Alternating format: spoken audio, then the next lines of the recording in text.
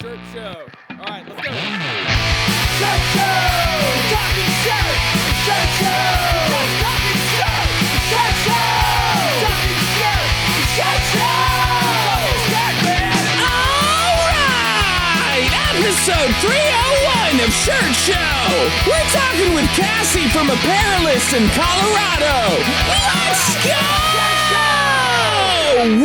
Hey guys, if you're new here, my name is Dylan. I'm the owner of Upstate Merch and the host of the Shirt Show podcast. My guest today was Cassie Green from the Apparelist, which is also Printing United. She's been around. She's a journalist. She is trying to write all kinds of articles about our industry and how they can help. And it's a great resource. I've been diving more and more into Printing United and the Alliance and trying to see how it can help my company. And there's so much stuff to unpack there. There's so many things that our industry should check out there. And this episode was kind of a little bit about her story, but also, you know, the behind the scenes of this organization and how it can help all of us as print shops. We go off on a ton of other tangents too, talking about LinkedIn and talking about, restarting and being intentional with what we're doing. There's a lot of other nuggets in here. It's not just all about Printing United. So I think it was a really great, inspiring for me episode of knowing at least that I'm on the right path of like learning and starting and trying new things. If you enjoy episodes like this and you want to dive deeper into what it is we do here at Shirt Show, you should check out the newsletter. Go to shirtshowofficial.com/newsletter. You can sign up. I write them on Sunday at my kitchen table. It's generally a bunch of information about me and what I've learned. And there's a recap of last week's episode. There is industry news from Printing United, which is our guest today. And there's tech tips and articles and stuff by industry professionals.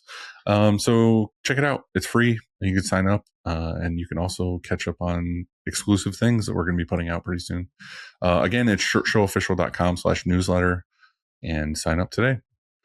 This show would not be possible without our amazing partners.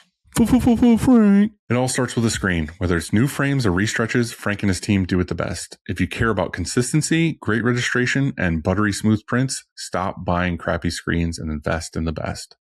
Learn more at graphicscreenfashion.com, greatfuckingscreens.com, or ffffrank.com. Let's be real, reclaiming screens kind of sucks, but EasyWay makes it suck way less. Their line of eco-friendly chemicals and equipment are built to clean faster, work better, and save you some sanity in the washout booth. They're running a monthly giveaway where you can get $250 in product credit. Head over to easyway.com/giveaway to enter today. EasyWay, it's the easiest way. Is your art backlog piling up? Graphic Source has your back. Whether you're a one-person shop or running a large production team, GraphX can either be your full-time art department or your a la carte option for artwork separations. They also offer some of the best embroidery digitizing out there. Let them help you alleviate some of that stress. Be sure to check them out at graphxsource.com. This episode is brought to you by American Apparel, blending premium, print-ready styles with a modern craft-to-culture mindset, getting that soft retail feel your clients love. Now backed by ethical production and a serious scale, your garments look elevated, print beautifully, and align with how brands think today. American Apparel is a solid move. Be sure to order your blanks exclusively from ssactivewear.com. SNS is that behind-the-scenes partner every shop needs. With one website, one purchase order, 14 distribution centers, and over 100 beloved brands, you can streamline your ordering and hit free freight faster than ever. SNS has 1 to 2 day shipping with the lowest error rate in the industry, making your orders show up on time. Order your blanks the smart way, ssactivewear.com. For over 90 years, Stahls has been a leading choice among apparel decorators for their heat transfer materials, heat press equipment, and custom transfer services. Not only do they continue to set the bar, but they are the number one in education on all things heat press. Be sure to check them out on YouTube and order your transfers, patches, and so much more at stahls.com. Ryanet's always been that solid go-to resource for screen printers with rock-solid supplies, deep education resources, and support network that has your back. Ryanet has the tools and the knowledge to help you move forward. Be sure to check them out at screenprinting.com. I do talk about it quite a bit in this episode, but if you want to join a group of like-minded screen printers, embroiderers, whatever you want to do in this industry. We have a Discord channel that is totally free. You can sign up on your desktop. You can sign up on your, there's an app on your phone. It's a community of a bunch of people that are all there to uplift you and answer your questions and just be there for you to chat with. Check it out at shirtshowofficial.com/Discord to sign up. There's also going to be a link into YouTube. Check it out. I want to say I appreciate you all for listening or watching. However you take in this podcast, it means the world to me. Reach out to me. Hit me up on Instagram at shirtshowofficial or send me an email. Just reach out. I would love to hear from you guys. If there's something I can help you with or put you in contact with, or if you have a suggestion for the show or someone you want to see on, let me know. I would love to hear from you guys. I appreciate you all. Thank you very much. Enjoy the episode. I'll see you later. How are you? Good. How are you? How's it going? It's good. It's good. How's ThreadX? Oh, it was nice. I went to the very first one they had in Palm Springs. Like, I don't know, it was years ago now. I went with a good buddy, Ron from Talk Shirty, and I thought it was a great event then because it was different. Like, it was before like Print Hustlers and all that stuff. So it was kind of like, sit down, chill, listen to people, get inspired, cool. Like, I thought it was so different because you could just sit and chill. Yeah. And like every other event I've ever been to before was always just like, run around, figure this out. What's over here? Who's meeting where? And it was like nice because it was all like, you just shut your brain off and not think about anything. It was like, oh, lunch is now, sit here, do this. And it was great. So, I've been to some other ones, but I hadn't been to Sundance yet. Yeah. So going to Sundance was pretty amazing. So good. Sweet. I liked it. Happy to hear. Yeah. I mean, you weren't there. Josh was there. So yeah, I honestly, Dylan, I got to just like back off on some of my travel. So I'm glad. And it was good. Josh was there. I think our leadership needs to be better represented in our community. So that's helpful. Yeah. I mean, it was fun hanging with Josh. Like, I love Josh. So it was a good time. But yeah, I fully feel the travel thing.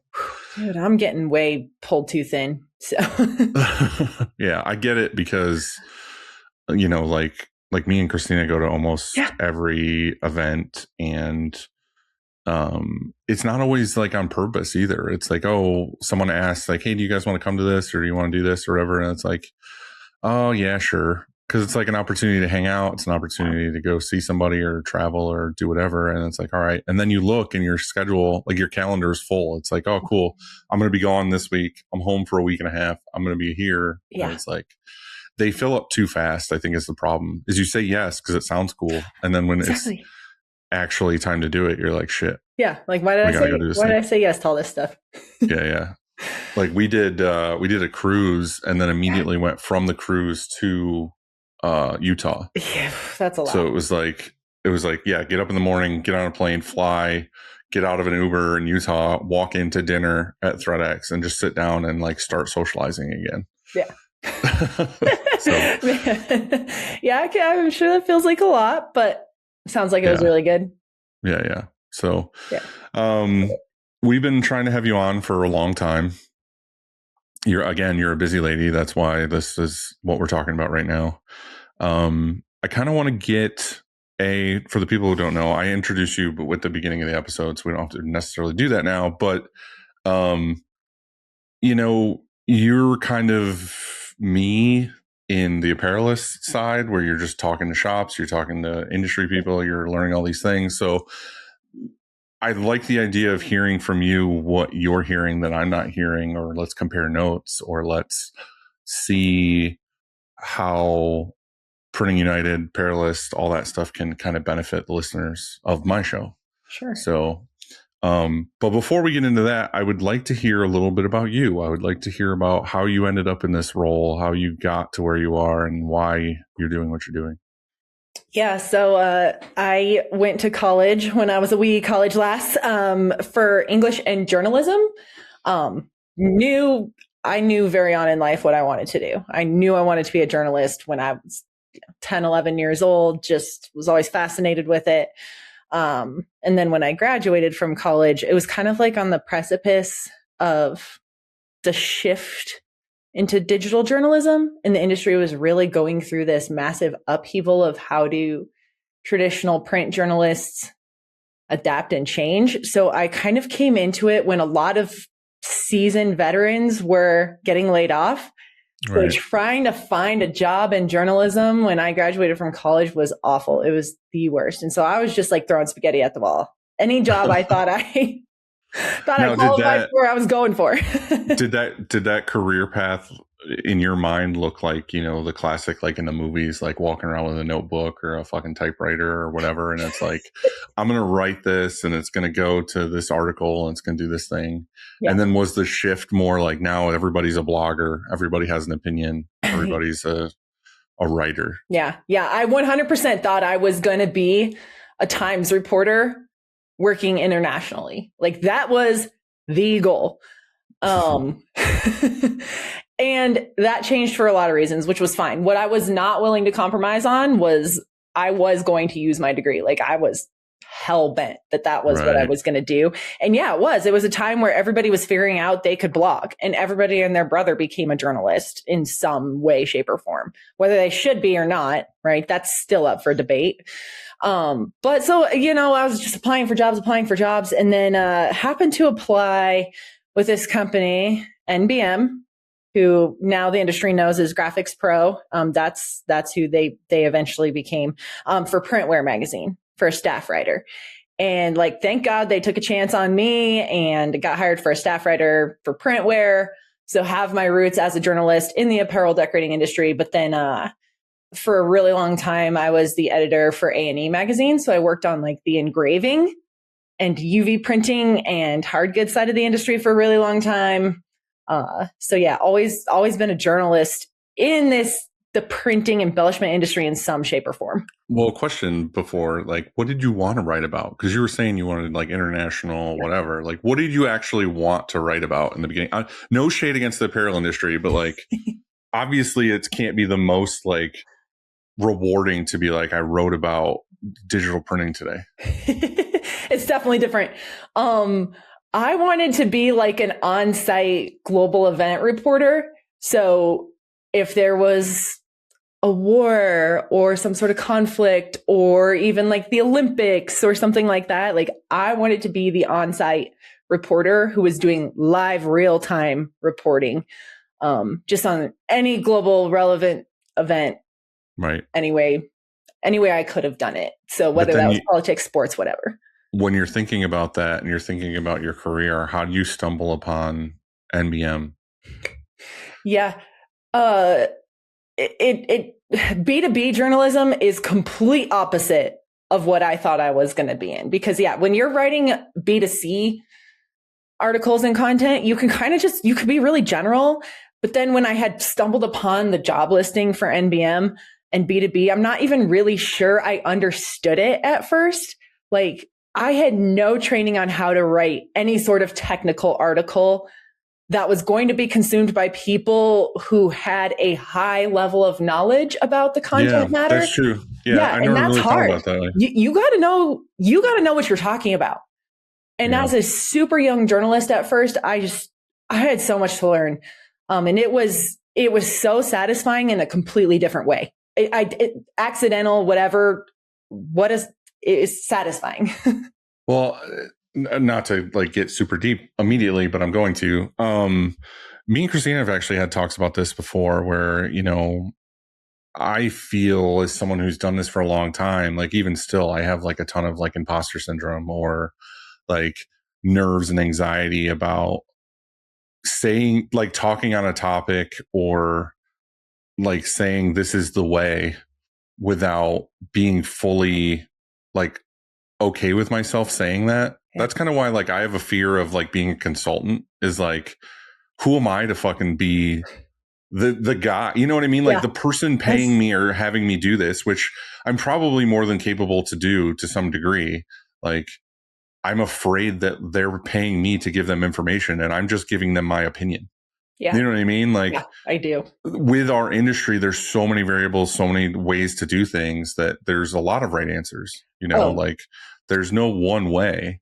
So for me to come into some place and be like, you should do this, you should do this, you should do this, is very difficult. And I can imagine like with writing an article or starting a blog or starting a website or something in this industry, again, you're not catering to like I don't like just random people reading an article, sitting down, eating a bagel. Yeah. Like it's like, oh, you're trying to communicate to industry experts, Yeah. air quotes, Yes. about a topic. Like, how do you dive into that and feel okay about it?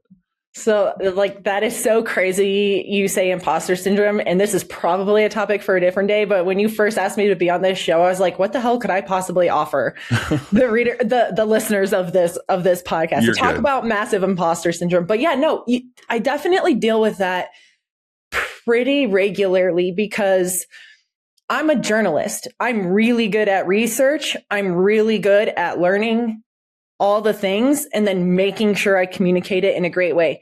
What I don't do every day is screen print. What I don't do every day is run an embroidery machine. What I don't do every day is use, digitizing software and all this stuff, right? And so there is always that overlying sense of what if I say the wrong thing? And I have said the wrong thing.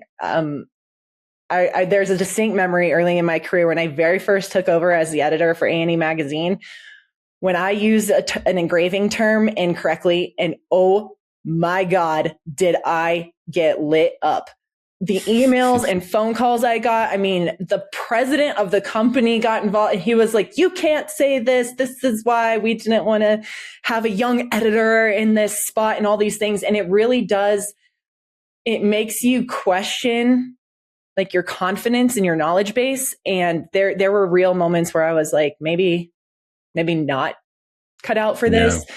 But I also think it made me a better journalist because it did. It forced me to pay attention that much more. It forced me to go out in the community and learn more. And you have to just have that confidence. And even still to this day, sometimes, like I just got an email that said, hey, I really enjoyed this article. We do it a little differently. Are you open to us talking about a different angle? And I'm like, yeah, man, I love it. Like, let's talk about why you do it differently.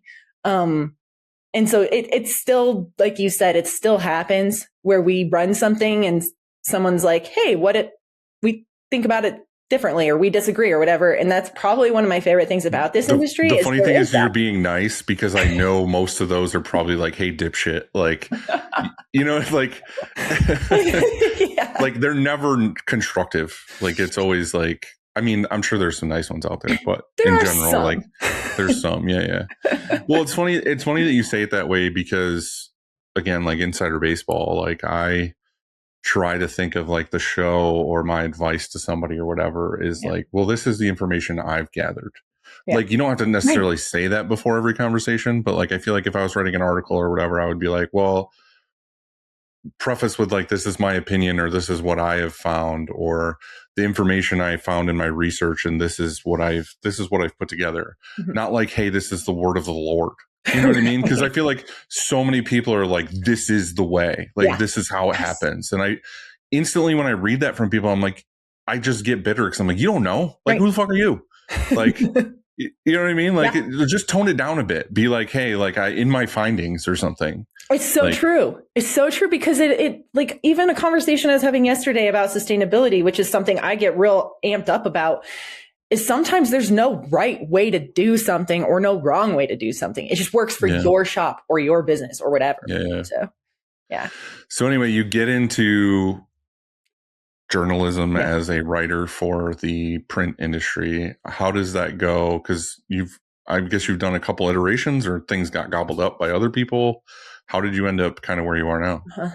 Yeah. So kind of what I was talking about, moved from Printwear to A&E magazine, and then NBM actually wrapped 3 magazines into one very beginning of 2020 into what's now Graphics Pro. So that's Printwear, A&E magazine, and Sign and Digital Graphics. I was going to say, because I used to like Printwear. Yeah. Like I used to get Printwear. Yeah. And so that got wrapped in. Mm-hmm. So Graphics Pro, I was the editor for that for maybe a year. Got it through the initial launch and the COVID phase and all of that nonsense, which we don't need to revisit. And then in 2021, like the summer of 2021, I got a call from Printing United Alliance that said, hey, we're going to launch this brand. Are you interested in being a part of our team? And I was like, absolutely. I'm definitely open to a new opportunity, new possibility. The fact that you're launching intrigues me. I like challenges. I like to do something different. And it was what is now Apparelist. So, and that was, they had a lot of stuff already figured out. Like they had the name and they had a lot of direction, website that was ready to go live and things like that. And so when I officially joined in August of 2021, was really just doing a lot of, like that last bit of work and like messaging. How do we talk to this industry? What do we need to know? What do we not need to do? And all these things, and trying to identify really the white space in the industry. Cause there's a lot of really great publications already. You got Screen Printing Mag, you got Impressions, Graphics Pro, these publications that do a great job. Is identifying what was missing in the industry. What did we think decorators wanted to be educated on in sort of a different way? And so they had done a lot of research, a lot of case studies, worked with a lot of shops, like a couple hundred shops they talked to ahead of launching this brand to really kind of identify what it is. Like, is this needed or not? Yeah, or whatever. exactly. Yeah. So that was really cool. And then we launched in January 2022. So we're still young. Yeah. And I think it's something like I was talking to Josh about over the weekend or whatever, is like, it's hard because there are so many things. Like you were just mentioning, there's like, 5 different magazines, and there was this and that and whatever. And they all have kind of similar, but sometimes conflicting information. And, if you're just a random shop too, like how do you even know half of these magazines exist unless you like go to a trade show and someone signs you up for a magazine? Or like Impressions, it's like you go to the Impressions and it's like checkbox of like, do you want to receive our magazine or whatever? And then when I go to the PO box and I open it, I've got 35 Impressions magazines, you know what I mean? Like one for every employee in there. Okay. And it's like, and that's all well and good, but it's like, how do you absorb this information? And I think like with Shirt Show, that's kind of been a little bit of a goal, is like, and we've talked about this before. That's why you guys are like involved with like the newsletter and stuff, is like, I want all these places to like work together to a degree of like people, when they find out about information, they can go to 1 or 2 places. Yeah. It's like a Made Lab or something. It's like, okay, cool. Like I want them to succeed because I want that to maybe be the hub for educational events. Or it's like Printing United, I would love to be the hub for all the others. Like there's a million things I still need to discover about Printing United and Apparelist, of like, talking to Josh or just going to the website. Or I interviewed 2 people for the show where it was like HR and OSHA stuff. And it's like, that's just 2 little things that I'm like, oh my God, there's this helping hand out there that's got all this information. But I think the problem is it's so confusing for the business owner, the shop owner, to be like, where do I go? Like, where's the right place to go? And I think just putting information out there is huge. And it's hard. It's like, who do I trust? Yeah. Who's the person with the right information? So anyway, from an outside perspective, when I saw that like Apparelist came out and you were involved or whatever, I didn't really know much about it other than like, oh, cool. There's another avenue of education or another avenue of information. But the cool thing about what you guys were doing was it seemed to have like really good backing, because I'm the kind of person where like I'm on YouTube every day, or I'm scoping the internet for like new print information or whatever, just because I'm interested. Like when I'm eating my bagel in the morning for breakfast, I'm like, print information on YouTube, and then I'll watch a video about science or something. You know what I mean? Like those are my 2 avenues.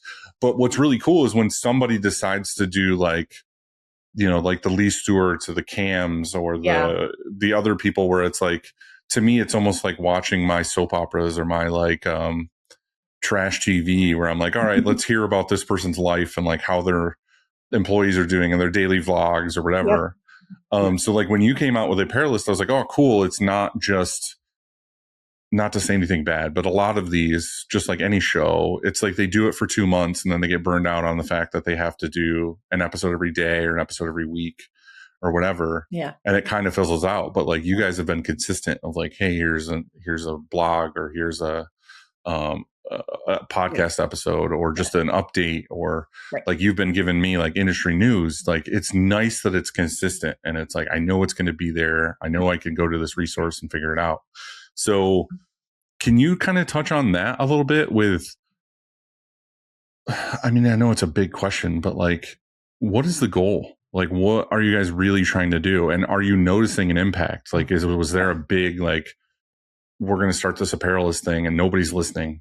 Or did you have a lot of people up front? Or is it like, now we have an audience and it's like, it's going to be this next thing and this is what it's going to evolve into? Yeah. I mean, it kind of goes back to like that research I was talking about. We definitely had an audience built up front. We have a whole audience team that does a lot of that work, right? And helps build our audience and things like that. So that certainly helped, but I'm not going to lie, like super intimidating out of the gate to try and launch something brand new and get people to listen, especially in a super noisy content world. And so the huge goal, and still the goal for me, is making sure decorators of any level, any expertise, any amount of years of experience, whatever it is, are getting the information that they need to be a better business. And by that, I mean, it's not necessarily about teaching people the better technical nuances of like screen printing and all that goes into that. That's important. And we do a lot of that. But my goal is making sure that when something as horrible as the COVID pandemic or whatever hits again, that fewer shops are closing up permanently. Right. And so like, this is what we learned situation. Right. And so you mentioned how like I help you, send headlines and stuff. We do a lot of that as well. Part of my weekly job is going out and finding really good blog posts, really good YouTube videos, really good information that I think any decorator who's not aware of needs to know about. So like I share a lot of stuff from you. Like I share a lot of your shop hacks and things like that you share via Shirt Show, because it's like, you're right. There are so many people who don't know these different avenues of education exist, that if I can at least, if they bypass the Apparelist website, so be it. If I can get a really good shop hack into the hands of somebody that really needed it at that moment, and that makes the difference in their shop that week, in their production process, whatever, then my job is done. And that's how I look at it, is like, my goal is to make sure everybody has access to the education and resources they need to be a better business. And so, yeah, I love that we put out a podcast, in which you've been on before. Thank you. I love that we do the consistency and all that good stuff. But at the end of the day, again, if it just means I'm connecting somebody with a phone call or whatever, then my job is done. So behind the scenes, though, you went from being a journalist of writing articles and kind of being just like faceless. I don't want to say faceless, but like fine. You were in the background, and then now all of a sudden you're like on video and you're putting information out there. Like, how terrifying was that? Terrifying. Absolutely terrifying. So it's so funny, because while I wanted to be like an on-site reporter originally, I never in a million years wanted to be in front of a camera, be hosting a podcast. Like, I loved being behind the scenes and like putting together the most beautiful print spread you've ever seen that has all these awesome products showcasing the technology. And then all of a sudden to be so forward facing was really intimidating, I guess, and terrifying. And I'm sure if you go back and watch some of my early videos, you can hear how nervous I was. I still am, by the way. Anytime I get asked to speak or have to do video or whatever, like y'all should see some of my blooper reel connected threads videos, because man, the F-bombs are flying. And I'm just like, why am I doing this sometimes? Oh, I fully understand. Like, not to make this about me, but I go do like a panel, or asking me to speak at a seminar thing, or just even like doing an interview. Like, no offense to this in any way, and I get why it is. But like, even when me and you recorded at, I don't even remember what, it's Printing United event. Yeah. Like, you put us in a glass box. I did. You know what I mean? Like, you're sitting down and there's just like thousands of people walking by you, and you're like, fuck, I'm just sitting here. Like, everyone can see me. Like, people are listening to me. And the worst is when like M&R does this too. Like, I've done things for them. They're like, oh, let's just put speakers on the outside of the booth so everybody can hear what you're saying. And I'm like, that's worse. Like, that makes me so much more anxious to be like, well, I'm just a jackass. Like, I'm just sitting here and I'm talking, I'm putting out my thoughts, and like everybody walking by can hear what I'm saying. And I'm like, I mean, like, this is, like, we all have that thought. And I think like maybe we're overthinking it, because we are. I'm just saying, like, they want to hear what you have to say, though. It's because they have mad respect for what you have to say. And like, that's a hard realization to come to, because you're constantly like, oh my God, is my hair fried? Am I like saying the wrong thing? What if somebody disagrees? Or why are they stopping and staring at us? And it can be kind of off-putting. This is a super like dumb, vulnerable thing though, but it's funny. Like when we go to dinner or anything like that, like I always refuse a high top because I'm all torso and I have short legs. Like I'm 6'2" and I wear a 30 length jean. So like a lot of these podcast things too are like on stools. Yeah. And the funny thing is like with the glass cage and stuff, it's just me like large man, like swinging my feet because they don't touch the ground.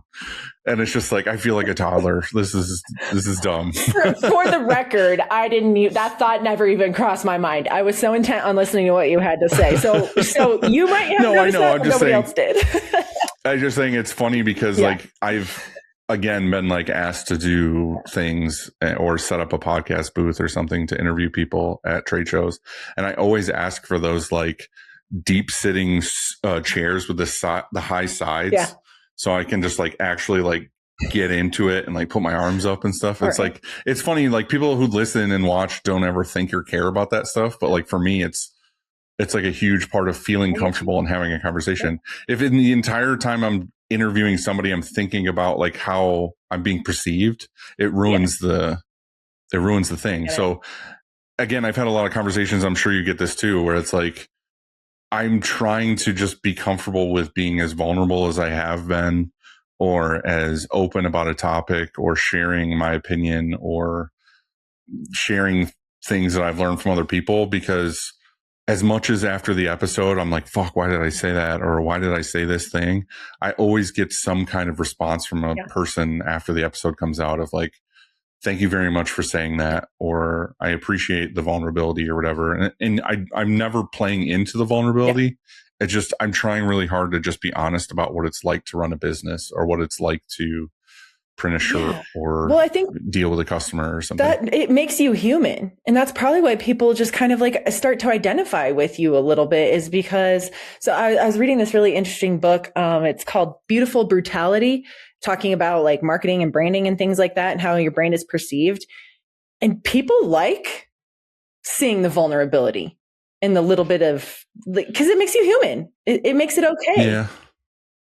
Yeah. You know, so it's just, I put this in the newsletter last week, and it was funny because like I generally write the newsletter on Sunday when I'm just like home with my kids, and I do laundry, and I like, you know, clean the house or whatever.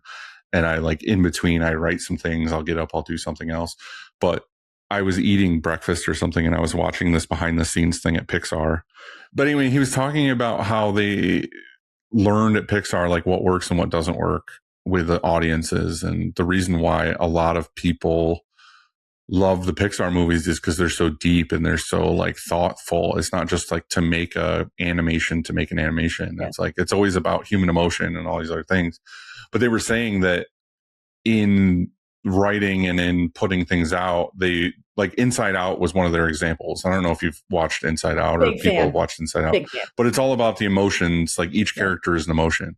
Well, anyway, Joy is the main character. Well, their first iteration of the movie, they made Joy like joyful the entire time. She had no flaws. She had no, like every moment she was happy.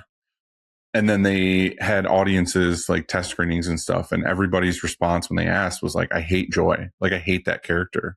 Like, there's no vulnerability to her. There's no pause. There's no emotion. It's just, oh, everything's amazing. Like, this rules, positivity. And the funny thing is, when I was hearing that, I was hearing about myself or shop owners where we all meet each other, or we go to a trade show, or or on Instagram or socials, where they're like, oh, our shop's doing amazing. We're busy all the time. Yeah. Like, we do the best prints, and we this and that. And I'm like, it's the same as the audience for the Pixar thing of like, I lose trust, or I lose interest, or I whatever. Cause I'm like, I just get pissed off because I'm like, I hate that you're good all the time. Yeah. Like, I hate that your prints are flawless all the time. Like, as soon as I learn about a company and I hear that they have struggles, or I hear that they have faults or whatever, I'm like, okay, like, we're best friends now. And, or like, I understand you, and I can get behind your company. And I was talking to somebody about this the other day, and I love Dom at like Superior and stuff. Yeah. And I was talking to him at ThreadX too. But But I love that, like, his story recently on the show when I had him on is everybody and their brother. Before that, I used to ask, like, what's some of your idol shops or something, or who do you look up to? And so many people would say Superior. Yeah. But the funny thing is like their Instagram and stuff is like, no offense to them, like, it's great. Like, people love it, but like, it's always like growth, or like, this is fun stuff we're doing, or these are the prints we're doing, or this is how we're being so like, eco, whatever. Mm-hmm. And that's all amazing.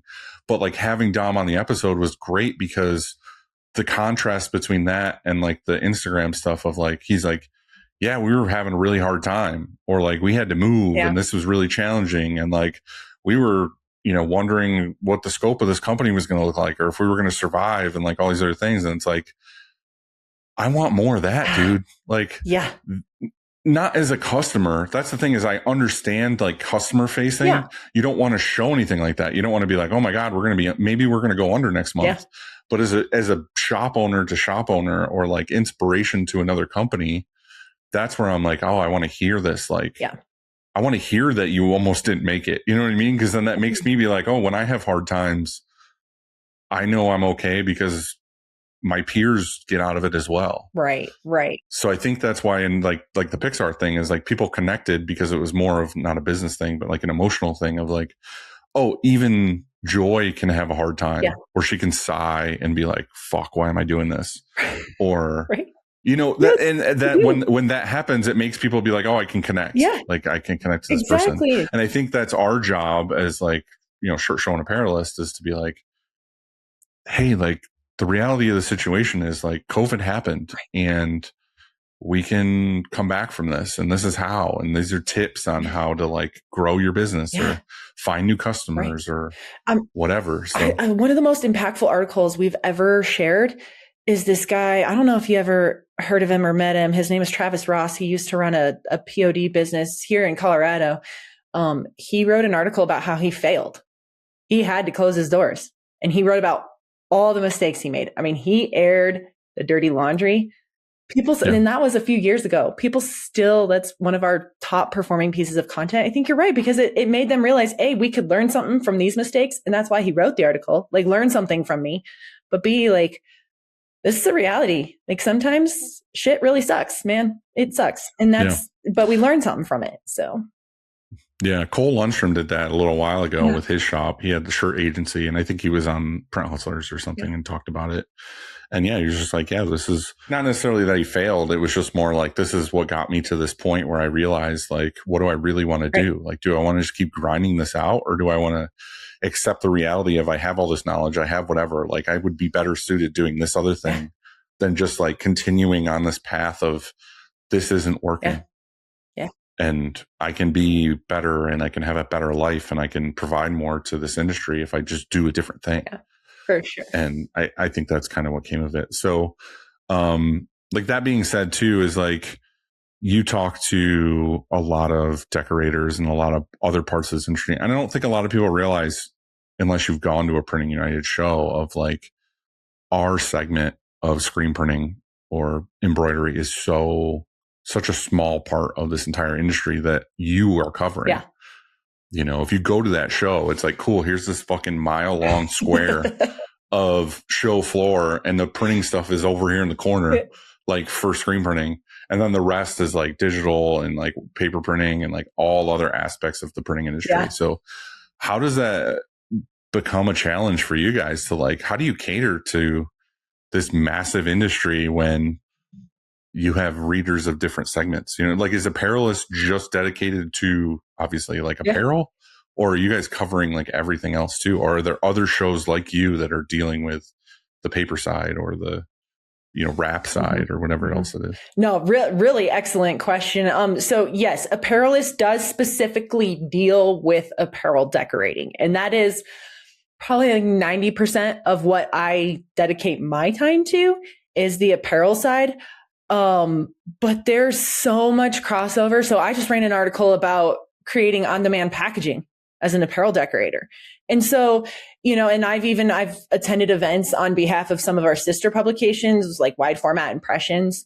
And I have to kind of shift my way of thinking when I attend those events because even though we're all technically printing, it's done differently. When you're printing a paper book and you're someone like Mueller Martini and you're cranking out books for Amazon, I mean, that is a totally different process. And I'm sure you've seen the equipment. The equipment's bigger than this office I'm sitting in right now. Yeah. Which is kind of mind blowing. And so, we do have a pretty huge team that dedicates itself to understanding different print verticals. So we have like a content director who operates primarily in the commercial space. We have a content director who operates primarily in the wide format space.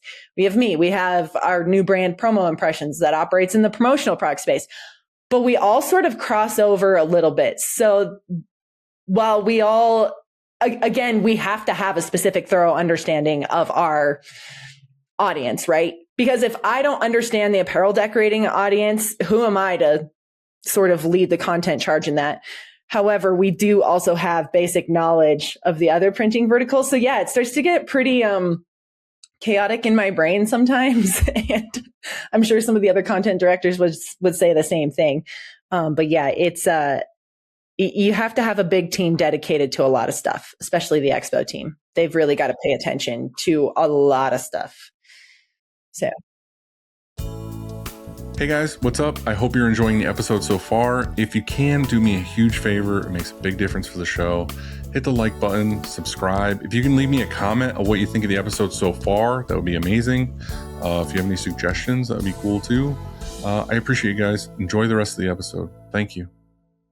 Even I am a little bit confused to a degree on like what Printing United is, what all you guys offer. And again, I've learned some from Josh. I'm a member as well now. So like I've kind of looked into things there, and I've had a couple of people on the show, but can you, for a nutshell, like describe what Printing United is, and one, what it is, and two, why printers should be a part of it or learn what it's about or become a member? Yeah. So it's funny. You were kind of saying there's some confusion. Yeah, it's sometimes it's even hard for me to explain everything we do and what it is we do. So, but like in a nutshell, Printing United Alliance is a membership association that supports and educates printers across all verticals. If you can put ink on something, if you can embellish something, you are a printer. We are here to support you. And that is where it starts to get really big, because you know this as a business owner, there are so many things that go into running a business in the printing industry. It's one thing to be very technically proficient at being a screen printer, but what the association has really, or the alliance has really discovered and identified, is that a lot of people struggle maybe more on the business side. So these are things like, the financial aspect of running your business. Are you paying attention to your books? Are you doing the right accounting? Are you following the right, legal things in terms of, do you have the right, incorporation for your business or things like that? Is your shop safety? And you talked about how you had Gary Jones on for Ocean talking about safety. Well, a lot of shops don't even have a safety sheet or safety training. When you hired somebody, did you offer benefits packages? Did you do all of those things? What's the paperwork look like? And so as the Alliance is really there to provide those things. We have like the safety data sheet templates that you can download and use in your shop. We have an HR, which I think, again, you mentioned you had Adrienne Harrison on. We have an HR rep who will walk you through those things. Basically, any question you would possibly need to run your printing business, someone at the Alliance will be able to answer it or provide the necessary resources for it. That also means, we do have an insurance partner program. So maybe your small business, you're not quite big enough to carry your own insurance. Well, guess what? If you're a member at the Alliance, we offer that support and those resources. We've had people call in and say, hey, look, we had this employee file this complaint. We're not really sure how to deal with it. And so they meet with Adrienne and they talk through how you're supposed to deal with that. And she will help them put the necessary protocols in place to prevent, hopefully, negative scenarios going forward. But then there's, of course, the second arm of that, which is the Printing United Expo, which we've, talked a lot about. And that's where we really lean into the technical support side of the industry. We make sure that anybody who, not just members, you can walk the show if you're not a member, obviously. Yeah, for right? sure. But that's where we really make sure everybody has access to and can see all the possibilities, right? Not just operating in your little niche of the world, which is fine and works really great. But if you do want to explore something different, you can see it at the show and you can connect with the right exhibitors, the right partners, and even us. Like, we do a lot of work at the expo. If we have an attendee come up to us, and like last year, we had a guy come up to one of our leadership team and say, I'm looking for somebody who can print chocolate. There was someone at the expo who makes a machine that can print food safe ink on chocolate, right? And so those are the kind of things that we do as an alliance to support the industry. It becomes really big, really fast. But like, as a member, if you work with someone like Josh Caruth or even any of our membership team, the more questions you have, the better, because they can help point you to what you need. And I think you did a really good job of describing it. And what I'm learning again, and it kind of sucks that I'm learning it now, like 20 years in, is what I think is confusing as an outsider. And I mean, no negativity towards the statement, is just like, I don't think it's put out there enough of what it is, like what you just described, basically.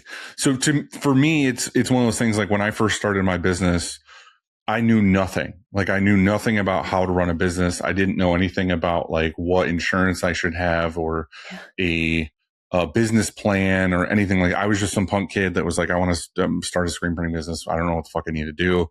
I need to have employees. I need to have this, but I also want to make sure like I'm legally doing the right thing. Yeah. Well, what I learned then was just, okay, I think I need to join the Small Business Association to have someone help me write a business plan, have someone help me figure out what insurances I need and do these other things. And that was a huge help for me because I don't know if they just looked at me and were like, this guy doesn't have any idea what he's doing. Like, let's just do it for him. But like, I remember like key people there being like, let me help you write this business plan. And it wasn't just like, hey, write a business plan. And then I had to like go home and figure it out. They like they basically made my business plan. They were like, tell me what you want. And they like kind of did the whole thing. And I was like, oh, this rules. I didn't, again, it felt like a pat on the head of like, let's just get him through. You know what I mean? Like, at the time it felt like, all right, he just is already doing it. He doesn't need this business plan, but if he needs to go to the bank or he needs to do whatever, he has this. Right. But anyway, what I'm saying is I think this should be a thing where it's like, from what I've gathered, what I've learned from being a member and what I've learned from talking to people like you and, Adrian and all these other people, is like, this should be one of the things that you do if you're going to be in this industry, you sign up for. Yeah. Because like you said, and what I think a lot of people don't realize is, from the outside, for the longest time, I thought Printing United was just like, cool, it's like an information group, or it's another publication of like, well, we have some knowledge, we have some articles, we have some whatever, like, you can read them if you want. But that's not it at all. That's such a shitty version of what it actually is it's like, and I only learned this from having you guys on the show of like, oh no, we're a full on resource. Like, if you fall into an OSHA situation, which is terrifying, like, we have your back and we'll help you get through it. We'll figure it out with you. We'll give you all the resources. Oh, you have an HR issue that's like super complicated at your shop. Like, reach out to Adrian. She'll like help you walk through the whole thing. And like, again, like papers you should have on the wall legally as a business, or like any of these things that have to do with our specific industry. You guys have our back if you're a member. Yeah. And it's like, that's like not negative at all. That's really good feedback, because maybe that's something like we should be marketing heavier into the industry. And I'm just saying, it should be one of those things that's like, you go to the DMV, you get a fucking flyer that says like, you have to have it. You know what I mean? Like, it should be, I know there's no like sign up for our industry, but like, if there's an in, it should be, hey, this is something you should really look into. And I think the curtain needs to be pulled off of like, give us your top 10 reasons why people should do this. You know what I mean? It should be like, hey, we have accreditation things. We have HR things. We have the OSHA things. We have like one thing I learned from Josh is like, oh, we like go and fight for our industry at the Capitol. Yeah. Of Oh my like, God. these are things that will help us in the long run. Like people that have our back, like this is what your money from your membership goes towards. You know what I mean? It's not just this like weird company who's like, we like printing enough to have that's what I thought it was for the longest time. And I'm not trying to sugarcoat it. Like I just thought it was another thing. Yeah. Like for me with like print mag or whatever, it was like, okay, cool. Someone just wants to have a magazine that's about printing stuff. Like that's all you think it is. Like as somebody who's outside of it, outside of that bubble, we're like, cool, it's just another company that writes about screen printing. Right. But the reality is that you guys are writing about screen printing or you're writing about our industry because you have all this other stuff in the background that is like trying to be there to help us. Again, I don't want this to sound like a recruitment episode, but I'm just saying like I'm learning with the listeners. Like I'm learning what is involved and what is there. Yeah. And again, like it's scary. Like all this shit sucks as a business owner to like figure out on your own. It's cool when I can call somebody and be like, hey, I need help, or OSHA showed up and they're going to fine me $200,000 or something. Like, what do you do? Right. Well, and that's that. You're exactly right. And that's what we're here to do. I mean, you talked about the legislative stuff. There was a huge bill a while back about banning carbon black in ink. You know how many people that would have probably put out of business because they couldn't print with ink that has carbon black in it? I mean, and I'm mostly talking commercial printers and things like that. But there's even like, there were some laws about, or there's a newer law that did get enacted about a screen printing chemical that absolutely does impact the shop. Like you at some point, I believe it's this year, screen printers can't have this in their shop anymore. You're talking about the blowout chemical that we were using in spot guns? Methachloride. I don't know. You're speaking gibberish to me right now. Anyway, I should really know the name of that, but it's a very sciencey term that kind of gets lost in the brain. But like, I think it's the chemical that we were all putting in blowout guns, and we found out it's like terrible for you, and it's really, not allowed now. Really bad. So now it's not allowed. So like, if people don't know that, but like, that's the other thing I really like to emphasize too is the paid membership. That is what your money is going toward, is essentially protecting and supporting the industry and making sure people understand how important we are as printers and this industry to making the real world work. Because everybody likes to say, oh, like it's the biggest little industry, but what so many of the general consumers don't realize is without the printing industry operating the way it does, so much will just go up in flames, right? And so like, and so, but like, there's the paid membership part of it, but I also want to emphasize too, like we make sure we make these resources available, at a sort of bigger level to everyone. Like Apparelist is free.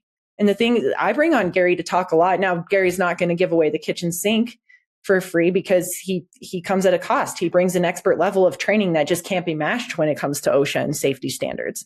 But he's certainly happy he's come on our podcast several times to talk about this stuff because sometimes you gotta like shake it into people. Like you have to pay attention to this stuff. So we get pretty passionate about it. And I love to hear that, like, maybe there's some confusion because maybe we need to do a better job talking about it. And I don't think it's necessarily a better job. I think it's just like, and it's also hard. Like, I don't have an answer either. Like, I'm being one of those employees right now that comes to you with a problem with no solution. I'm like, hey, you need to fix this, but I have no idea how to fix it either. But fix it. And that sucks. Like, I don't want to tell you that. But again, like, I just think that it's one of those things that the more knowledge is out there, the more stuff that we don't have to reinvent every time. Yeah. And I think that's the biggest takeaway is like, so many of us are like, well, I got to figure this out. And it's like, dude, how much of this stuff is already figured out? Like most of it is already figured out. Like we don't have to reinvent the wheel all the time when it comes to printing techniques or how to manage clients or like whatever. Like this information is already out there. Like how do we get insurance for our whatever? Like there's playbooks. Oh yeah. Like you just have to ask for it. Yeah, exactly. You just have to be willing to ask for it. Go find it. And sometimes that can be hard to do, but But Like, in the our industry information's too, there. it's like, it's not like we have to Google it and like weed through all these random, who is this person? That's where I think something like the Alliance comes into play. Yeah. Is like, Yes. okay, it's trusted people who Mhm. kind of know what they're doing, Yeah. and they're going to point you in the right direction. So, Oh yeah. Yeah. I don't know. Again, I don't want this to be a commercial, but I'm just like, I'm trying to figure it out on my Yeah. own too. I think that's where like me doing the show and also being a shop owner comes into play. Is Yeah. like, I'm looking at things too, as to how can I better my own company? How can I better put myself in a situation where I'm not going to fall into a shitty situation? Right. You know, like again, the COVID thing or whatever. And this is a bigger topic, and I've been sprinkling it in over episodes because again, it's my life in a lot of these episodes and newsletters. It's just like, I really want to just start over this year. Yeah. Like, and I don't mean start over and like give up and like, you know, whatever. But I think like as a company, as a sales organization, as a printer, I want to take all the collective knowledge that we have and go back in time and be a baby with the same knowledge, if that makes sense. You know what I mean? We always get asked that question of like, if you could start over again as a toddler and keep the information you have now, would you?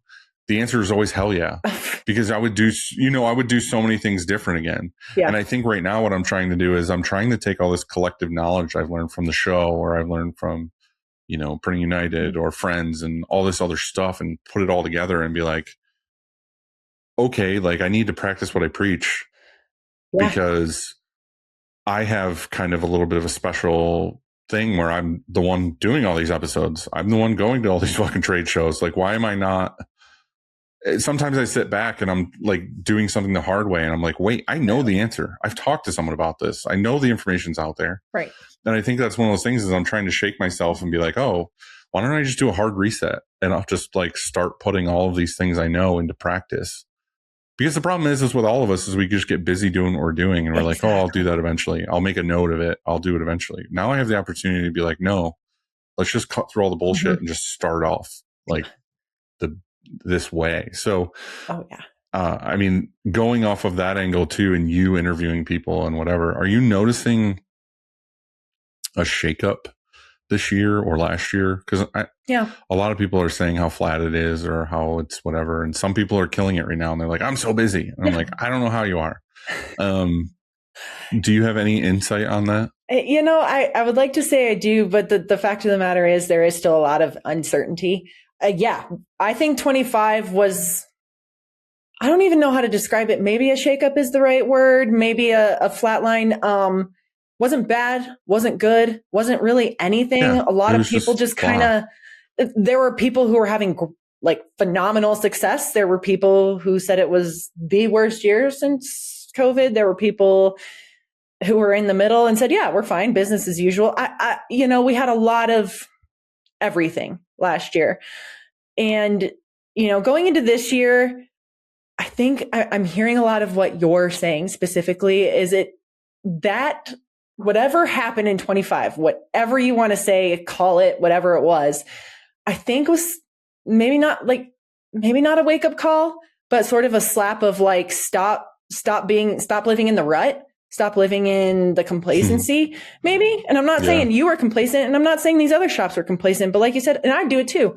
I will just get in my lane and I'll just do the same thing over and over again without just say it. Trying to be better. Cassie, just say it. Just say these people are fucking slacking. Say that they're complacent. No. Say they need to shake it up. Some people are. And if I'm talking to you, I hope that you're not. I hope that this is your wake up call. If you feel like you're the complacent shop, stop being the complacent shop, right? I fully agree with you. You know? The older I get, the more and more I'm thinking of this, like, you know, the universe is telling me something situation. Yeah. And I think that I've been talking a lot about being positive this year and like stop thinking in the negative way and maybe get off the, like, if I'm used to just sitting in my office at lunch, like fucking stop it. Like get up. Let's go play basketball during lunch. Let's go sit with the employees. Let's have fun. Let's do other things. Like I think I was in just such a rut of like, oh, it is what it is. I got to get this done, that I was just being negative and I was whatever. But I think the universe for all of us business owners and whatever is just kind of like, all right, here's this fucking COVID thing. Here's a spike in the whiplash of that, of like, okay, it's really busy. And then it's like, okay, let's get back to normal. But there also is this like turmoil with the government and the world and whatever. And I think it's a big, huge shakeup of think about how we're doing things. Right. Like, think about the intentionality of like what we're doing. And I think that's something I kind of picked up from ThreadX, was they talked a lot about like the intentionality of what you're doing. Yeah.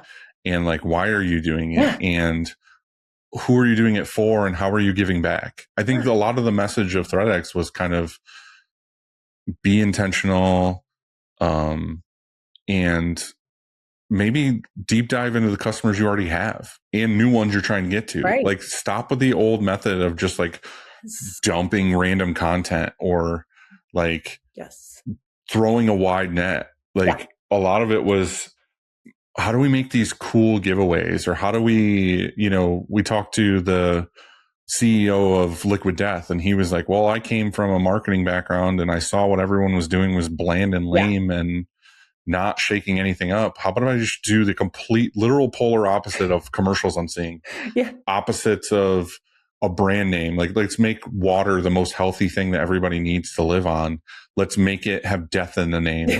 Where it's like like literally his strategy was, how do I go the complete opposite end of the spectrum? Yeah. And I think with our business, a lot of today is like, okay, how do we do things that are kind of completely different than we've ever done them? And how do we shake things up? And scary. And like, can be scary. But again, it's also exciting. Right? Like 6 months ago, a year ago on the show, I was like, oh, woe is me. Like, I'm not inspired anymore. And my shop is kind of at a point where it runs itself, and man, I feel bad for me. And it's like, no, dude, like, now I'm excited again. Like, I'm excited to like dive into the numbers of my company. I'm excited to dive into like P&Ls. I'm excited to be like, hey, we have this super edited custom list of customers we actually want to deal with. Like, let's go through those and pick like ones we want to send gift baskets to, or like personal notes or calls or whatever. Like, it's exciting now to be like, hey, we have to be hungry. We have to be scrappy because times are tougher. Oh yeah. So without a doubt. And I think I just personally am really attached to that word intention, because it's an active thing. You can't just say, I'm going to be more positive or I'm going to work harder. Like, saying that is one thing. Doing it is a whole other thing. Like, you have to put in such an effort. And I think there was a lot of real like external bullshit that went on last year that I think hit people. And it was really easy to let that in. I mean, I did it too. Like, there were real moments in 25 where I was not my best self. And like, people would call me on it and they'd be like, what's wrong with you? And you have to really take a good hard look and step back and be like, what are the action things that I can do to make this better? Kind of like what you're saying. Like, I think, didn't one of your shirt show newsletters talk about like sending personalized plants to people? Like, that's intentional. You made that intentional decision. And now I remembered it, right? And so like, that was a memorable thing. And not only does it make whoever you send it to feel good, it makes you feel good. Like, that was that had a really positive outcome, right? And so you're right. You have to intentionally make the choice to be better. And if you're not, then you're just going to stay like, some of our numbers are reporting that some people say that there's still too much uncertainty in 2026. Well, you're just going to live there perpetually if you don't do anything about it. It's funny. This is going to make me sound stupid, but I talk about this all the time. How I am so ignorant to like, I'm sorry if this offends you, but like, I don't watch the news at all. I don't go on the computer and like look up what's going on with Iraq and Iran and like all these things. And people are like, why don't you know? Like, why don't you care? Like, this is what's happening in our world. I'm like, dude, I got so much shit in my own bubble going on. Like, I'm sorry that I'm not like into it, but like, I just flew, my mom called me or something and was like, because we went on that cruise to Dominican. She's like, you're not going anywhere near that stuff that's happening in like Mexico. I'm like, what's happening in Mexico? Like, I don't know what the fuck you're talking about. Like, I could have just went on a boat into a thing. But again, like, I don't let myself get involved in that. And then it's like, Christina sent me an article. I think it was like yesterday or this morning or something that was just like, studies are showing something about people who just live in that news cycle or live in that negativity of like the world's going to end or Trump's an asshole or like this and like all these other things. It's like they're just living in this loop of like negative shit all the time. It just affects you as in general. Yes. Like we all know those people who like work for you or you're friends with that are always just like just spouting negative shit constantly. And it's like they just live in this loop of like everything is ending. Yeah. And it's like I don't want that anymore. I want to rid so much of that in my life where I'm like, you know what ruled today? Like I'm excited for after this interview of like, I'm going to go get a chicken salad and I'm going to go walk at the lake because it's sunny today. And also too, I have a couple emails from clients that I'm like excited to quote them on. Right. Like, is this order going to happen? That's what I'm surrounding my day with. Like, oh, tonight we're going to watch this movie before bed. Like that to me is like, that's my day. Like that's what gets me excited. That's what gets me to want to do this thing. What I don't want to do is, I'm going to watch the news for an hour and be like, oh my God, like half the world's going to explode. Right. And then just be bummed out. Like, again, like, I'm sorry to listeners that that's like their thing, but it's not my thing. And I think in growing my business, I'm just trying to look for like positive aspects of things and like just be stoked on doing what I'm doing. But again, like the other side of that coin is like, if I can help anybody in any situation around me, I will. And that was a huge part that like Ryan had at ThreadX was there was a whole talk on these like 4 panelists or whatever. It was like, oh, I give back or I go to Uganda or whatever it was. It was like we're building wells or we're buying shirts that, like All Made and stuff where it's like our shirts give money back to kids in Haiti and like all this other stuff. And it's like, hell yeah, that rules. Like if I can be involved and we can do cool shit like that, then let's do it. But also like I need to work on myself, dude. Like I was thinking about that the other day is like, I'm getting older and like I still feel like a 15-year-old trying to figure my life out. Yeah. No, I mean, that's so funny. So I had an identity crisis at like 30 and now I've had another identity crisis and I've been told I'm probably going to have another one and I'm fine with that because like it just means you're growing.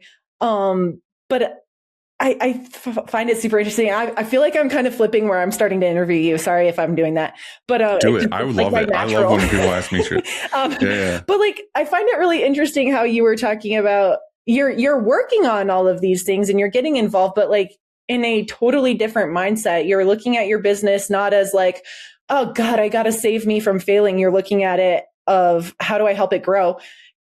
You're not saying the same thing, but you're kind of saying the same thing, but you're looking at, you've completely changed the mindset. And that's where like the difference, you probably feel the difference in yourself physically. I was literally thinking about that this morning. Like I was thinking about some of the crushing weight of, like certain bills or certain clientele or like, where did this person go? Or, what am I going to do for this new hire I got to do or something like that? Like I think about those things and I'm like, no, fuck that. Like with my reset, what I've got, like the positives of my reset are like, I already have my building. It's done and paid for. I already have all the equipment. It's done and paid for. I have my fucking amazing staff that's all like on board and ready to fucking go. Mm-hmm. Like I have knowledge and connections and I have all these other things. Like I'm looking at that stack over here of like, what rules is I already have all this shit. Yeah. Like I don't need to necessarily live in negative land of like, how do I pay this? How do I whatever? Because over here, I'm like, I'm excited to reach out to these new customers. I'm excited to have these new opportunities. And what will happen from those new opportunities and new excitement is I'll grow stuff and I'll have money to pay these things. And I'll have like, I can chip away at this stuff, but I don't have to live in it. I think that's where what I'm trying to say is like, I pulled myself out of this swamp and I'm over here now, like trying to do new things, but I'll kind of chip away at filling the swamp in as I go so that it doesn't exist anymore. Oh yeah. I love that for you. I love it so much. And I think you're not being, to go back to your Pixar reference, you're not being an overly bubbly, ignoring all the bad things, joy. You've just found a way to balance, right? It, like we all have the moment. Like this morning, even before we recorded this, I had a real moment, like where I was just like, fuck all this. I quit. I'm done. but you acknowledge it, you live in it for a moment, and then you're like, all right, let's go. Let's do it. Let's get back on. Yeah, for sure. I do that every day. I give myself a little whatever. Sometimes if people are around me and they're like, I'll have a big sigh or something. They're like, oh, what was that sigh for? And usually I'm just like, I'm a big dude. I just needed air. Like the sigh had nothing to do with like feelings. It was just like, oh, I realized I wasn't breathing enough for a little while. Yeah. But a lot of times the sigh is just like, I remember a task I have to do. And I'm like, fair. Fair. All right, cool. I guess with all that going on, like, what is it that the Alliance or Apparelist or something is maybe gearing up for or trying to do better? Or like, are there meetings in the background of like, how do we better this industry for 2026 or 27 or whatever? Always. So for anyone who might have been like a regular subscriber or has subscribed to Apparelist, I'll talk about Apparelist specifically first. If you've been following along with our newsletter for a while, like, so we're only, in our 4th year. I've redesigned our newsletter like 4 times already in those short years, because I think you have to be able to constantly change and evolve and meet your audience where they're at. And so just recently, probably starting in January, maybe of this year, I did a totally different, like it still has like the same bones, but I'm presenting it differently, because I was just like, we're not meeting the audience where they need to be. And part of that is we have all this great content. Sometimes people are engaging, but are they engaging in the way we want them to? And I took a good hard look at our data and I was like, I don't think people are engaging in the way I want them to. I'm going to shove it down their throats about why they need to have this information. Like, that sucks too, though, by the way. What? That sucks too, though, by the way. Like, I know exactly what you're saying. Yeah, it's so discouraging to like do this show or write a newsletter or something and like get like, sometimes you get some good feedback, sometimes you get none. And you're like, cool, I stewed on like what to say for this newsletter like all day. Yeah, and then I wrote it and I got like 2 responses or something. Right. But the thing is then you talk to somebody else and they're like, oh, I'm your number one like fan when it comes to your newsletter. And I'm like, why don't you fucking tell me that once in a while? Yeah. Like just reach out to me and be like, hey, like, love this one. Thanks. Right. Or just like, I read it. Like, it'd be so much cooler to get an email that was like, read it. Cool. Like, but for no feedback, it's just like, who's hearing this? Like, what is happening? And I'm not saying I need to have that message every day, but again, like, I just want to make sure people understand that this content is there for you. You just have to take it. Just come no, take but be it. vulnerable. Like, that's what I'm saying by being vulnerable is I don't want to sound like that person who needs that email, but like, part of it's nice. Like, it's nice to know like, oh, cool. It is. Again, like, it is. I get a lot of like messages and all that, and it's great. I'm just saying that like, it's cool when people are like, yeah, like this, I got something out of this, which is nice. Right. But I hate asking for it. I hate asking for like and subscribe or fucking like, I just hate it so much. Like, I don't want to do that at all. I just want to be whatever. But like, the truth of the matter is it's a like with Apparelist, like you need to get out there. You need to get this information out because how else is it going to? Like, if people don't share it or spread it, like how else are people going to find it? Right. And they have to discover it randomly. And it's like, how often does that happen? Well, and that sometimes means we just need to have a different approach. We just present the information differently. So the same information, we just come at it a little different. We have different messaging, whatever. But and like you said earlier, this industry is constantly changing. We're changing with it. Like, we are going to always find a way to meet our readers at a place that makes the most sense for them. And that's, again, constantly part of my job. That's why I like to go out to shop so much and understand what it is the decorating community really wants, because I want to make sure I'm providing that. Because if I'm not providing what the shops want to hear, read about, then why even bother? Right. Right. And that might sound like bleak and negative, but it's true. It's like a personal mission for me. I talk about this a lot. I tend to be one of those people who blurs the line between personal and professional. And so this is personal for me. And so if I'm not giving people the information they want, I'm going to find a way to do it. Right. Okay. That's not what you wanted. Fine. What do you want? And that's why we ask all the questions. And that's why I like being a journalist, because it's just constant asking and finding out what the community needs. And everybody says they need it. And then they're like, oh, well, maybe it didn't impact. Well, like, no, you do need to hear this. Sometimes you do have to go to somebody and be like, this is why you're failing. But then sometimes you need to go to a person and be like, wow, you knocked this out of the park. Will you share your story? Because I think you can help somebody else out there. Yeah. And that's what we also try and do. I agree. Right. So Christina had a good idea, and I don't know, and maybe it's a political issue or whatever, but like, why can't you make like a dumbed down version, like I said, of like top 10 reasons why people need this service, and just like have flyers that go to distributors that like shit just gets thrown in your boxes every so often. It's like, are you a member of the Alliance? Yeah. This is why you should, whatever, like meet them where they are, basically. Like, yeah, I know you guys have your own big event, but like in the scope of all the shops in the US or internationally or whatever, like how many of them go? Well, or can make it. That's what you always have to talk about too, is because there's a lot, like you just said, there's a lot of good events. We've talked about that. You and I were talking about this when we first started recording the episode, is like, I could go to this event and I could go to that event and I could choose this and this. Like, I think you're right. Like creating that message of why you should be a part of our alliance or why you should go to our show. Like it's not a bad thing to just come out with it and say, you should do this because of point 1 or point 2 or whatever, and just make it real simple. Like, I think to be fair though, too, is like a lot of times when we go to these events or whatever, like we already know like mentally that like half of the things that are going to be there or vendors that are there are just trying to sell us something. Yeah. Yeah. So like reality, if you're walking the show floor and there's a Printing United booth, there's an M&R booth, there's a rock booth, there's whatever, like there is an element of like, yeah, I want to go see what's there and whatever, but you know, the people standing there in their polo just want to try to sign you up for something or sell you something.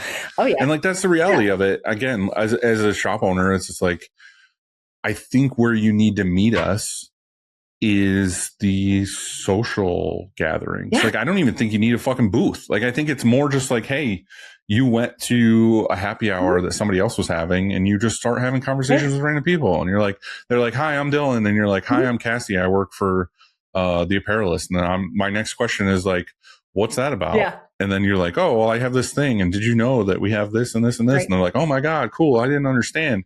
And then that person goes to the next person. Is like, I just talked to Cassie over here and she says that I can sign up for this and I'll never have to worry about HR issues ever again. And then the snowball of like that shit happens. And I think that's what a lot of these people don't understand, is it's just like, how do I make more banners? How do I make more tables that look cool? How do I get more polos? And then it's not getting out to people. It's just another thing in a sea of like being sold to. Mm-hmm. That's where I think it's like, what can we do together that's just out there for people, and it's free, and it's just real people. Like, you're a fun person. Like, thanks, dude. And I'm not just trying to say that to be nice. I'm just saying you're a fun person. Like, Josh is a fun person. Like, going and hanging out and just being real. Like, me and him were sitting together listening to a dude fucking cover John Denver in a bar the other night. And it's like, that's where I'm connecting to Josh more about topics than I am if he was sitting there in a suit being like, this is the Alliance membership. Like, 100%. He could more straight up lean over to me and be like, hey, did you know that we have this? And I'm like, oh, that's cool. Tell me about it. I think that's where shit actually gets done. You know what I mean? Right. Like, exactly. And I've had those conversations. I love being at the networking events because then I feel like I can sort of let down a little bit. Right. I fully agree. Like, those are some of the most fun and most real moments. And that's when you can really connect with people as people and just be like, hey, look, man, I'm not trying to sell you something. I just think I have something that will help you. You told me about, you mentioned this in passing. I think I have a solution. Yeah. Kinda. I think it's just with people that are salespeople and people that are in it all the time. I think the approach needs to be the opposite. It's like we were talking about, like, go the opposite route. Like, never sell to these people, just be available. Like, if you were in like our Discord group, or if you were in Facebook panels and whatever, and you just read them in the morning and you see an issue where someone's like, oh, what HR companies do these people use? Or what, has anybody heard about the legislation happening in this? Like, don't be like, you know what, sign up for the Alliance. We'll tell you. Right. Like, yes. You know what I mean? Be like, oh, hey, like, this is the information about this. This is what I've learned. And you should really reach out to Adrienne because she might have a good answer for you. Here's her contact info. Right. Yeah. Like, I do it. That's all it needs. That's all it takes. And then the people in that thread, the people who are reading it as well, are going to be like, oh, this person has some information for me, and they're not trying to get dollars out of it. Yeah. I mean, I even got I got a phone call yesterday being like, hey, do you know of anyone hiring in this specific segment of the industry? I was like, I don't right offhand, but I can tell you what, I'll find you someone. And I do that a lot. Like, I want people to feel like they can call, like pick up the phone and call me. My cell phone number is on our site. Like, that's my personal cell phone number. You can call me. Yeah. I'll help you. Yeah. I got you. Even if I don't have the answer, I'm going to find it for you. And like, I love doing that kind of stuff. I get like, man, we just want to be people helping people here. You know, like, come on, man. Yeah. Let's all help each other out a little bit here. That's what I try to say too. Like, if people DM me or whatever, I'm like, I'll give you my opinion, but like, I also know a million people where I'll be like, oh, this person's really suited to answer your question. Like, I'm not, like, I don't do this style of printing, or I don't know anything about this equipment. Like, here's, you know, go talk to Jared at Rock, or go talk to Kevin at Chromaline or something, you know what I mean? Just like, these person are experts. Like, I will put you in contact with the right person. Is it bad if I say I'm not on Facebook? I'm not on Facebook. I'm not on Facebook either. I stay very far away from it. Like, I have it because I have a business. Shut her down. But like, I don't want anything to do with it. I want no part of it. And I think that's a lot of the reason why we started the Discord, is because a lot of these people go to, Facebook to ask a question. Like, say they're a new shop or something, and they don't exactly know how to expose a screen well.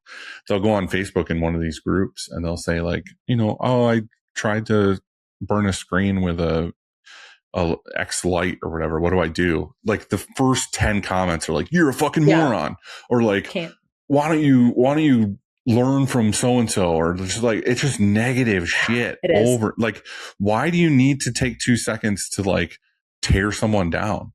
Like, why can't you just be like, hey, you know what? Like, you should talk to this person. They have a good insight in this. Or maybe you should,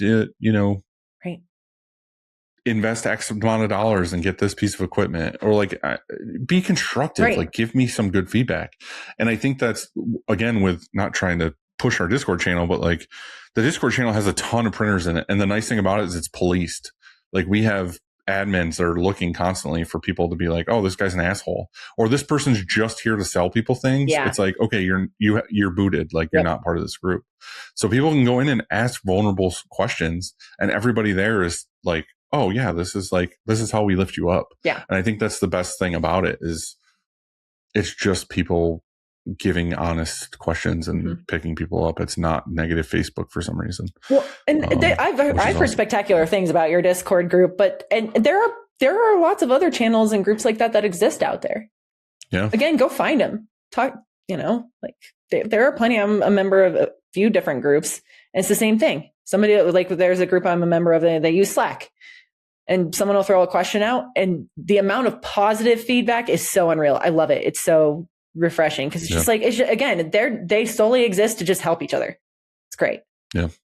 Or just get a text group with friends that you trust, or other shop owners, and just hit each other up with questions. Yeah. 9 times out of 10, you're going to get an answer. Well, to kind of build off all of this, is there anything I'm not thinking of? Is there anything that you guys do or can offer, or any information that I'm missing about Apparelist or your podcast or anything? Yeah, no, I mean, thank you for asking that question. I mean, we covered a lot of the stuff we offer. Just know too, like, we also have this, like, an e-learning platform called iLearning. And that's where too, if people want to go like get color certifications, or they want to go like get AI training, or you want to go and just any sort of printing, I think there's a screen printing basics class that you can do. And we partner with people to put these on, by the way. So like Stalls has a class there. It's all about like beginner level heat transfer stuff. Like those are the things we offer. Now, mind you, there is a cost, but we also have to, we have to do business at the end of the day. But the thing I want to emphasize about Apparelist is we are a free resource, and I will continue to be a free resource. Again, please pick up the phone, call me, email me, whatever it is. LinkedIn, DM me. That's where I'm the most active social media wise. But all of that stuff is free. I mean, we have downloadable resources on Apparelist, like white papers and stuff that I put just sickeningly amount of hours into building these resources, but that's because I want to make sure they're comprehensive. Like those are free too. Like that's all free. So like we have the podcast, we have downloadable resources, we have regular articles, we have videos, all of those things, those are free. And look, they're just built to be a resource for apparel decorators specifically. That's it. That's all Apparelist is here to do. Just be a resource. Do you want to level up and become a member of the Alliance? Yeah, let's talk about it, right? And again, paid might be paid, but it covers your entire business. Every employee gets it under one umbrella membership. And like that's the long and short of it, is like it's a paid membership, but once you're in, all your employees get access to everything, all of the things. And so yes, there are a lot. Yeah. We covered a lot of the specifics, but if there's even more that people want to know, just come to us directly and ask the questions. Well, the funny thing about that, and again, like just being a member myself, something I realized is I spend, I don't know, like $500 a year to be a member of my local chamber of commerce. Yeah. And I don't do dick with them. I don't do anything. They don't help me in any way. I get all the mail, I get the flyers and emails of like, you know, oh, come to the bringing down the silos event or this networking event or whatever. And I'm like, whatever. But I'm paying $500 to be a part of this because I think in some way that being a part of this thing is going to get me business in my local area and I'm going to get involved. But the truth of it is I just never get involved and whatever.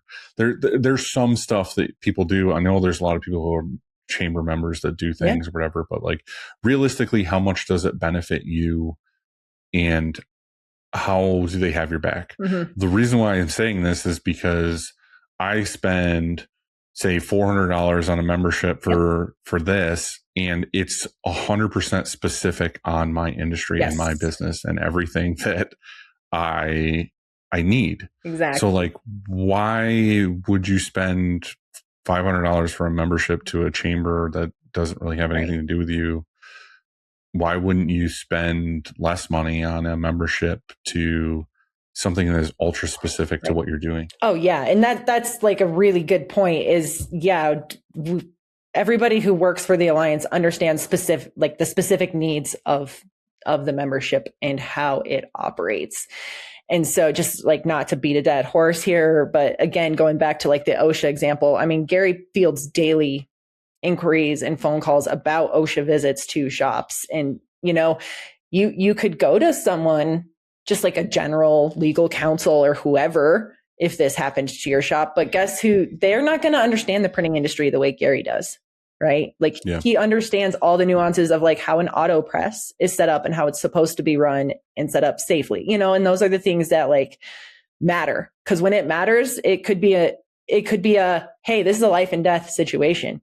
You could get hit with a fine large enough to force you to close doors. And I've seen it happen. Not that we're trying to scare you into a membership. Like, I'm not trying to scare you, right? But like, that's what I'm saying is like, we understand the specific needs, right, of the industry. So. And I don't also too, again, like, I don't know because I'm still learning as well, but like, I don't want people to think this is just like the OSHA and HR thing to go to. There's a million other things.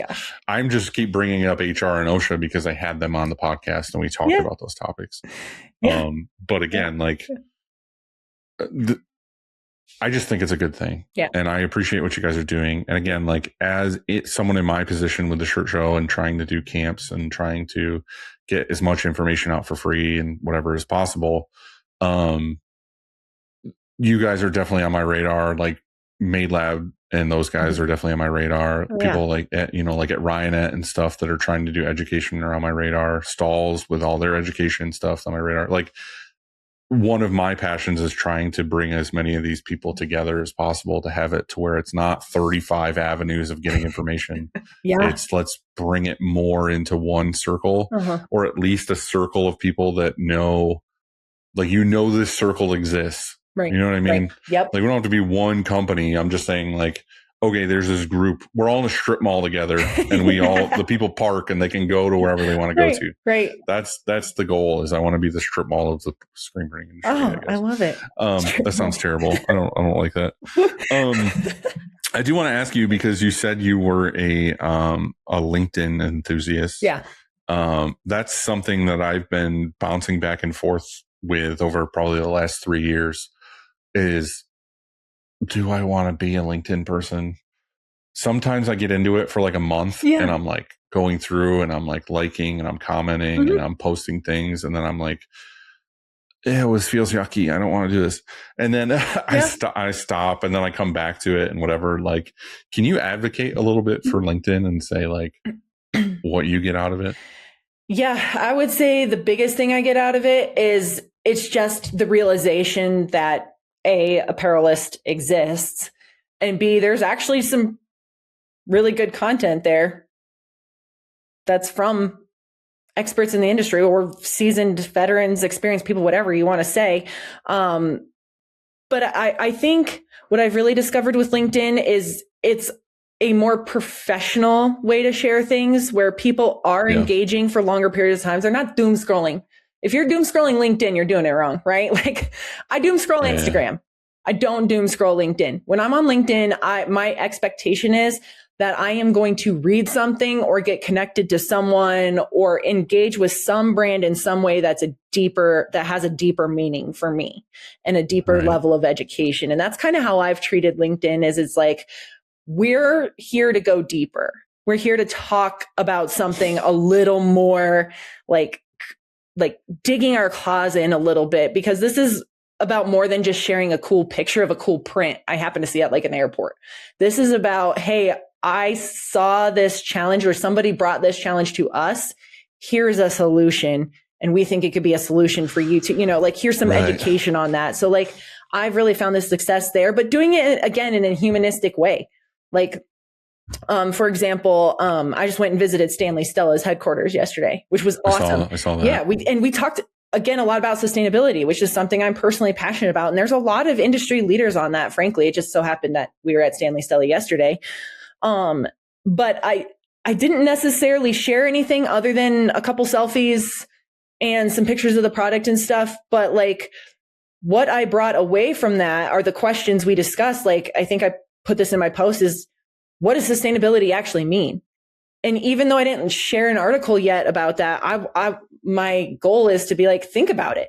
If this is something you're passionate about, or this is something your customers are asking about, maybe you should be asking yourself this question. What do I actually understand it? Is it something that I understand within the scope of my business?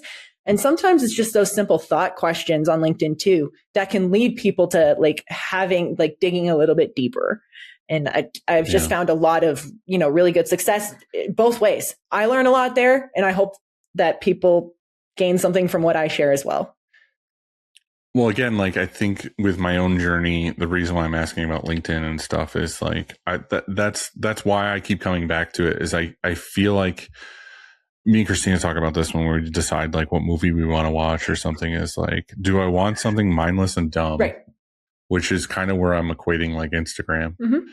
Or do I want something I call them intelligent shows or movies. Like I always am like, I really want something intelligent right now. Yeah. Because we could go from watching like, fucking Wedding Crashers or Step Brothers or something. And I'm like, yeah, that's funny, but or like The Office or something where I'm like, yeah, it's funny, but it's also kind of dumb. Like I don't feel inspired after I watch it. Right. I feel like, cool, this is entertaining and I can use my laptop in the background, or I can walk out of the room and make a sandwich and come back. And I'm not like disappointed I missed 3 minutes. Right. You know what I mean? Right, like, I do. But then I watch something where it's like Interstellar or a show like, I don't know, something that's just like more thought provoking or like tingles your inspiration or something where I'm like, oh, cool. Like that's where to me, it's like the difference between doom scrolling on Instagram or Facebook versus a LinkedIn, because it goes back to what we just got done talking about with like the threadic stuff is like intentional, right? Like if I go and scroll through stuff on LinkedIn, it's intentional because I'm getting inspired by like a lot of graphic designers I follow, or like you post something about sustainability, or there's a ton of stuff on there where I'm like, oh, this new company is making a new branch of this. Like, and it's also your peers too. Like as a business owner, I'm like, these are all other business owners or managers or CEOs. It's not necessarily just random people being like, this is a picture of my cat, or it's just a shitload of like AI dump where it's like, more and more I get caught up in that shit. Like I sent Jared a picture.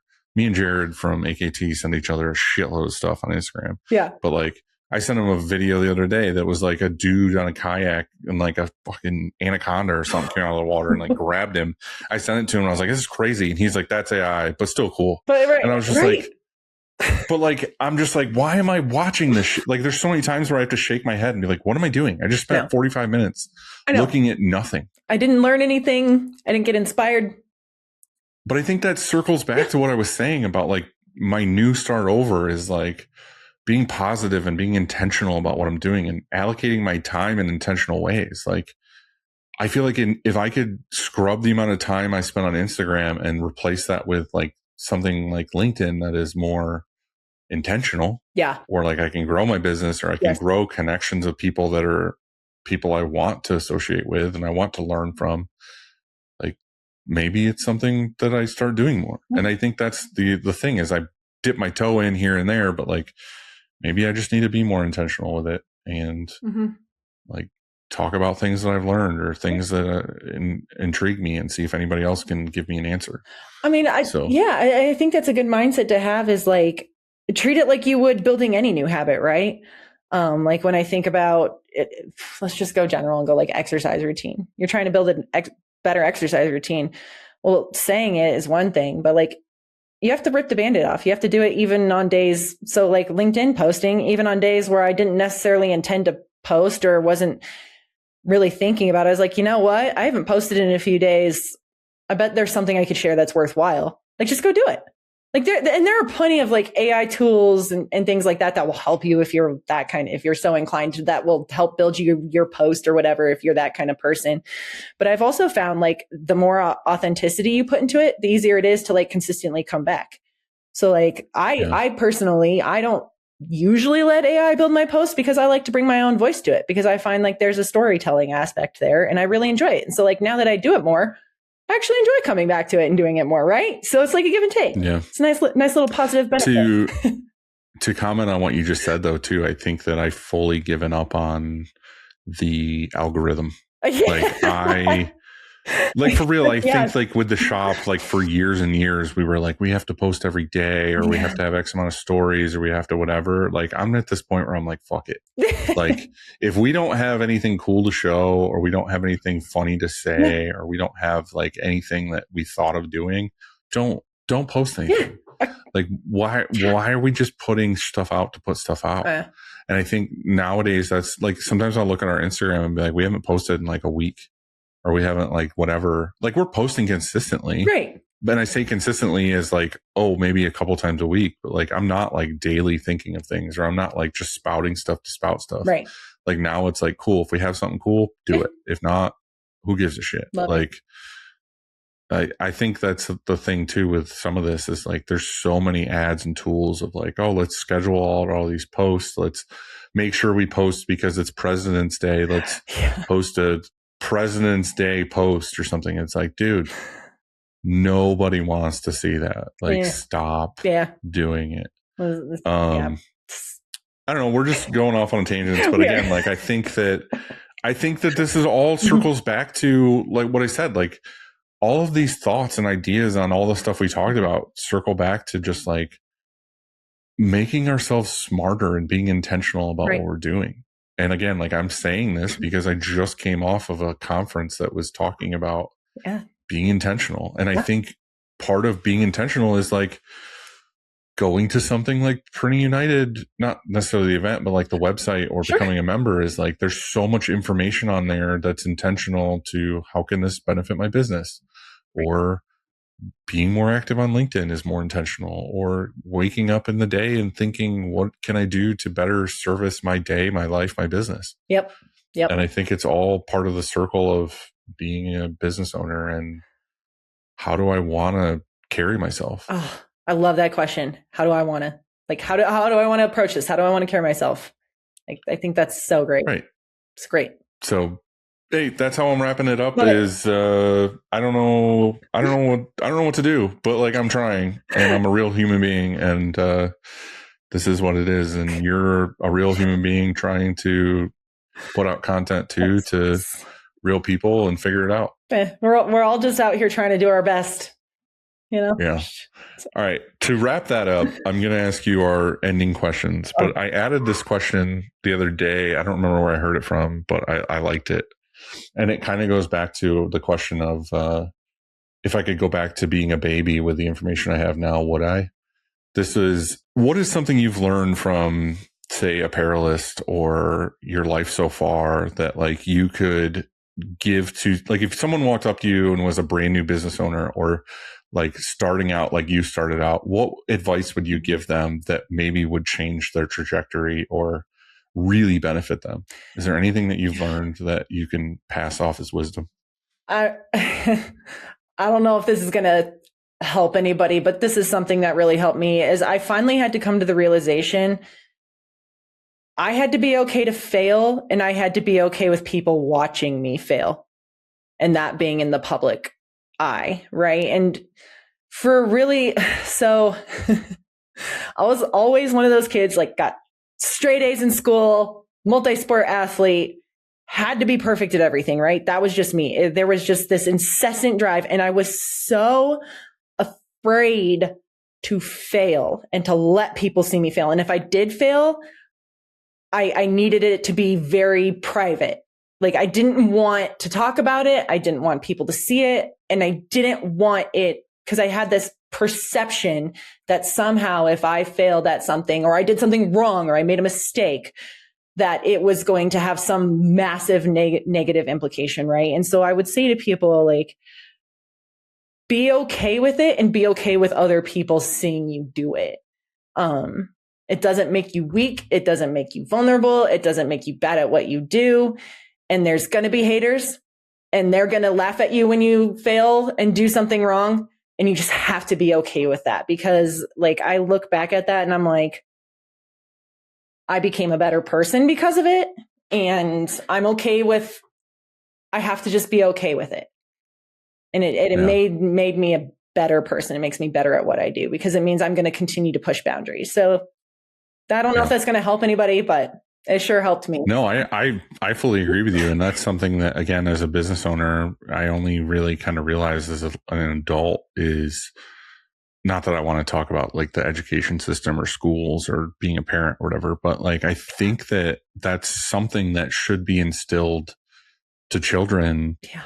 And as a parent and whatever is like, I think failure just has like a super negative connotation.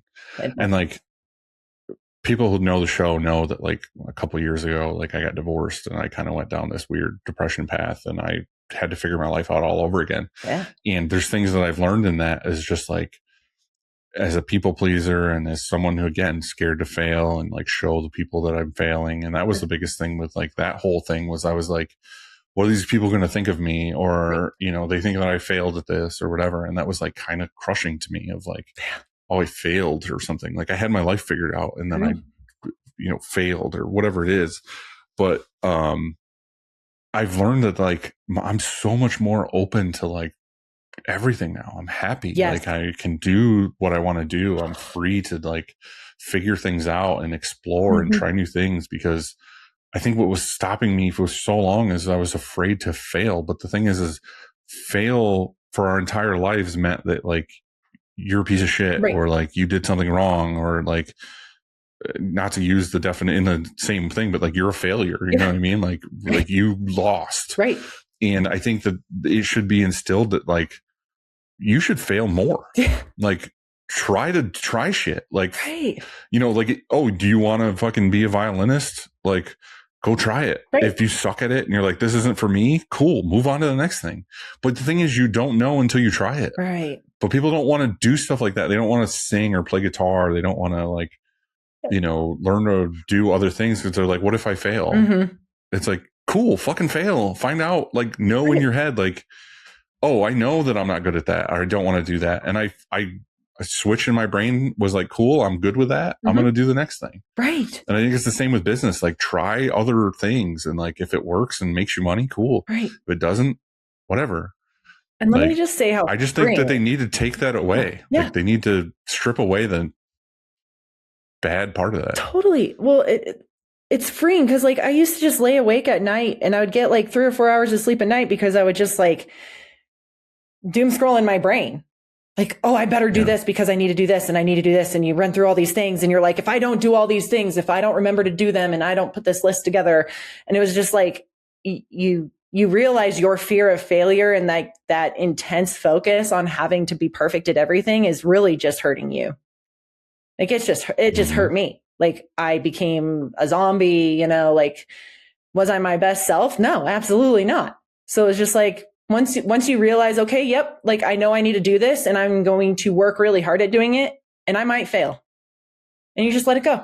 You just like put it out there and poof. Yeah, but you tried it, you grew, you learned what not to do. And I think that's most of business or most of life is learning what not to do and how to be a better person and be a more stand-up girl or guy or whatever. Like you're more cultured or experienced or whatever because you've tried a million things and failed. Right. All right. Now to go into a more serious question. Oh boy. What animal would you be if you could transform Animorph style? Thank God I have kids. We talk about this at the dinner table every now and then. So I have an answer ready, even though I was not ready for that question. I would be a tiger. Why? So tigers are so underrated. Like everybody's like the lion's the coolest cat. I'm like, hell no, lion doesn't have orange and black stripes, does it? Like a tiger is just like quietly powerful in the background. Like they're this majestic, like powerful, super awesome cat that's underrated. And so I love that. Okay. And also like, I like when I think of a tiger, I just think of like fighter, right? Like that's. I think of cereal. I think of Tony the Tiger. Oh, well, okay, but I'm not Tony the Tiger. I'm like. Sorry to pop your bubble, but I think it's cereal. Okay. When I say tiger, how about pick a Nat Geo like Earth documentary? I'm with you. I'm on your wavelength. I understand. But that's fair. I feel you. It's fine. Tiger. Still final answer. I don't care. Okay. All right. Sounds good. If your life was a movie, who would play you? Wow. Fuck. Okay. Does it have to be an actor or an actress, or can it just be any sort of celebrity or someone? I guess it's free to whatever you want to be. God, see, this is why I do the interviewing. So I can ask these crazy questions. I want to put you on the spot about that. Oh, I mean, everyone has that thought in the back of their head of like, I really connect with this actor or actress or something. Like, I feel like that would be me if I was in a movie or something. What's the girl who played in Fast and the Furious? Michelle something. What's her name? Michelle Rodriguez. Her. Because it's very specific. Okay, so here's the thing, like raised with boys, love sports, love the tomboy thing. And while I'm generally a pacifist, I feel like you want to be that closet badass. I feel like I could probably, like, I know how to fight. I feel like I could fight if I had to, right? So yeah. And I feel like she could throw a mean right hook. Yeah, sure. I'm sure she can. Yeah. I'm sure she has for her family. Right.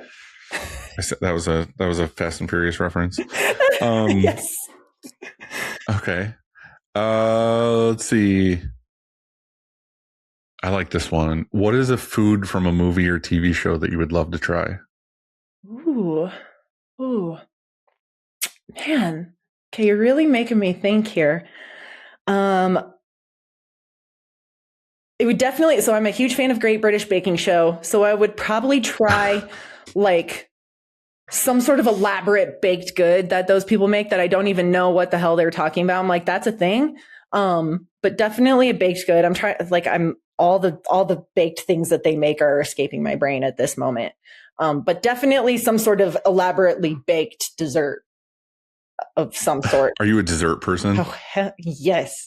Yes. Me and Josh actually were just talking about this at dinner because he sat at my table, and I'm very much a savory person, and he is too. That was the thing. Like they brought out cake, and I was like, can they just bring me out another plate of chicken and mashed potatoes?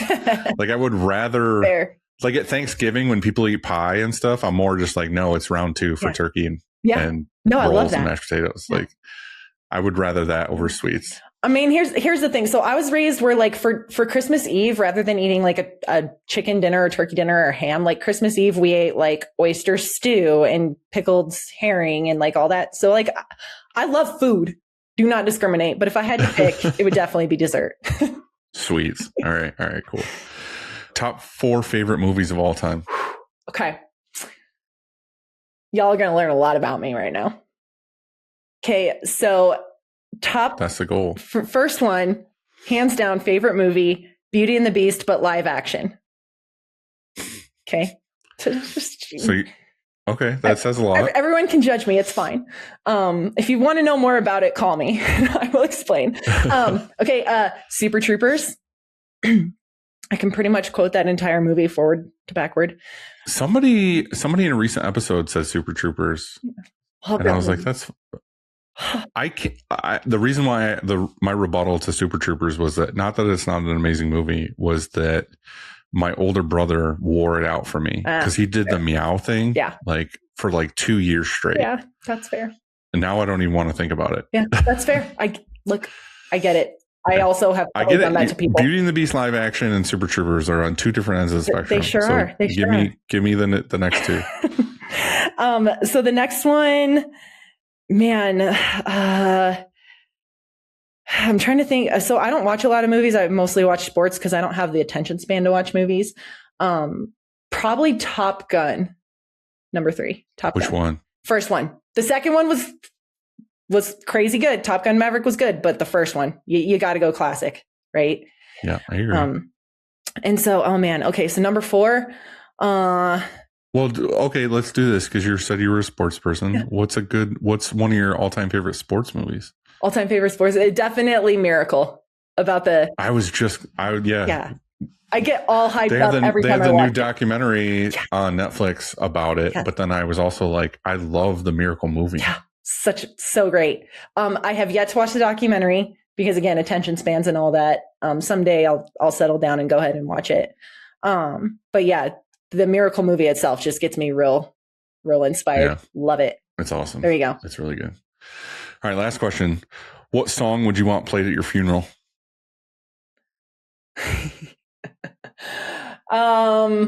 So I want to party. Can I guess? Yeah, go for it.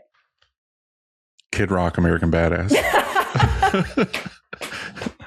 I think that's a good thing you said that. Like, I think that's good, right? No, I mean, I would probably be Michael Franti. Life Sounds Like I'm Alive.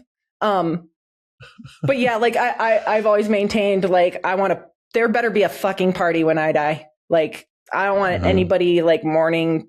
Like, you can grieve for me, whatever, privately, but you better party at my funeral. So maybe we make a playlist and we include American Badass. Songs to die to. Yes. Yeah. All right. On that note, thank you, Cassie, very much for being on the show today. I hope you feel better now because you said you had imposter syndrome, or if you couldn't have a conversation. We talked for almost 2 hours. I appreciate you so much. Like, I have so much respect for what you do and the things that like you share. So thank you. It's like truly an honor to be on. Do you feel better though? Do you feel like you're loose and ready to go? Sure. Now? Yeah. Like, Let's go. Let's do another 2 hours. Okay. See, that's the goal here. Like it's. Oh yeah. We're just real people talking. Always that's all it is. Always is. But thank you. And again, like for people listening, I was trying not to make this a ad for Printing United, but I do feel strongly that it is a great resource and more people should at least learn about it. You don't necessarily have to sign up. Just go look at it, check it out, see what they got to offer. And if it makes sense for you, try it out. Thanks. Not to talk for you or anything. I'm doing your job for you right now. I appreciate the support. I really do. It just means that what we're doing like makes a difference. So yeah, it's getting me to think about it. So I mean, exactly. Check it out. Try it out. Thank you. Well, thank you, Cassie. Have a wonderful rest of your day. Thanks. You too, friend. See ya.